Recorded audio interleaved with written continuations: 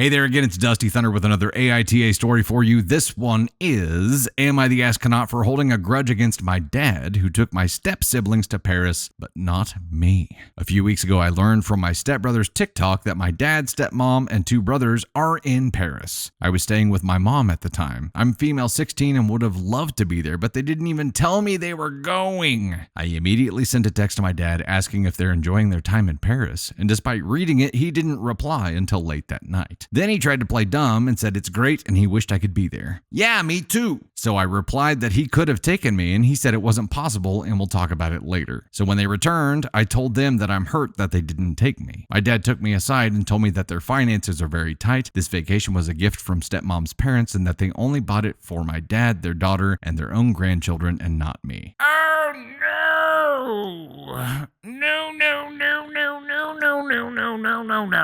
He reminded me that I shouldn't act in an entitled way. They were effectively guests. Even though the grandparents weren't there, they just paid for it. And I wasn't invited, so I shouldn't act in an entitled way. I wasn't convinced. They could have refused to go without me, paid for me themselves, gone somewhere cheaper, stayed a little less longer, or asked my mom to pitch in, and she would have. Me not being there was exclusionary. If this was only about money, they could have made it work. So I told my dad that I was disappointed in him. So came last night, and my stepmom's parents come over for dinner. The subject of the vacation came up and everyone was talking about it, and I was just sitting there being quiet until I thanked them for doing such a nice thing for the family, while my dad looked at me in a frowny way. Everyone went quiet. My dad tried explaining that I should have understood that this was a very expensive gift. I'm acting like an entitled brat and should go to my room if I can't behave myself. I said it doesn't seem like I belong anyway and told them to enjoy your family dinner and left. Later, the grandmother came to my room and tried explaining that they gifted this to their grandchildren and couldn't afford to include me as well. She said they initially only had a budget for 3, their daughter and grandchildren, but stretched themselves to 4 to include my dad as well. But while they wished they could have done it for me, they really could not stretch it to 5. So I told her my problem is with my dad and I have no beef with her, but she doesn't get to act like she cares about me either, and it's okay. I was like, I'm a stranger to you and you don't care about me, so have some balls, put your big girl pants on and wear it on your sleeve, and asked her to get the F out of my room. She left and I heard her telling my dad that I was very rude to her, so I'm grounded until further notice. Am I acting like an entitled brat, and am I the asshole in this situation? Edit, not that it's relevant, but step-grandmother's comment about trying to include me but not being able to work out the budget was nonsense. They're very rich and this was an excuse and she was taking me for a fool. But this is not relevant to me holding a grudge against my dad. I'm only specifying it for clarity. That's the end of that story. There are times when it's okay to be rude. There are times when it's okay to be firm, and maybe firm's the word we need to use instead of rude, because I think from the parental perspective, anytime you see this kind of attitude, and I'm sure I'm guilty of this as well, most parents are, especially if parents with teenagers, it's probably more in the face than anything. The face wind up to deliver a line makes it seem way more rude than it probably is intended to, because they haven't learned to control that part of it yet. Maybe tone as well, but there is a difference between firm and rude, and she was being firm because she had boundaries. Those were firm boundaries and she was standing by them. If she came across rude, I don't think that she meant to. She was defending herself. She was defending her stance. And again, as a parent, when your child does that, it may feel rude and disrespectful. And I think that's probably the trigger word here, is they probably felt disrespected because they're the elders or whatever. Putting myself in OP's father's position. And we have a blended family, so I think I can envision this. If Candy Thunder's parents said, we're going to send you guys to Paris, but only our biological grandchildren, I know Candy Thunder and I would both be like, F that. We just won't go. Give us the money. We'll find something we can do for all of us. However, we are both extremely fortunate to have parents that immediately welcomed our bonus kids in like they were there from day one. And I understand it's not like that for everybody, but we were extremely fortunate to have that work. This is 100% on the parents because they're allowing an imbalance into a blended family. And when there's an imbalance, everything goes sideways. This is 100% on the parents. They could have said no. And I understand it's like somebody waves Paris in front of your face and you're like, oh, I really want to go. Do I want to harm my child to do it? No. OP's parents said yes. Come what may is the path they chose, and what came was a big shitstorm, and their daughter, I think, knows where she stands now. Now, dad is,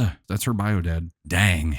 and he's calling her an entitled brat. He got swept up in being able to go to Paris. That's all there is to it. But in doing so, he has alienated his daughter, and she's 16. This is a very pivotal time because here in a couple of years, if she's going off to college, if she's going out to be independent, to live on her own, to enter straight into the workforce, either way, in just a couple short years, there's going to be a lot more distance between them. And that distance can either be distance that she is still connected with him, or she just says, screw it. I'm not going to make an effort to still have you in my life because you clearly don't value me. And that's the path he's chosen here. And this sucks. This sucks bad. Doing that to your kid and making them feel like they just don't matter at 16 years old is setting them up for an early adulthood that's potentially very damaging, very volatile. Imagine turning 18 and having no one. And I know it's that way for a lot of people, but this is how people get there. What came was a justifiably pissed teen.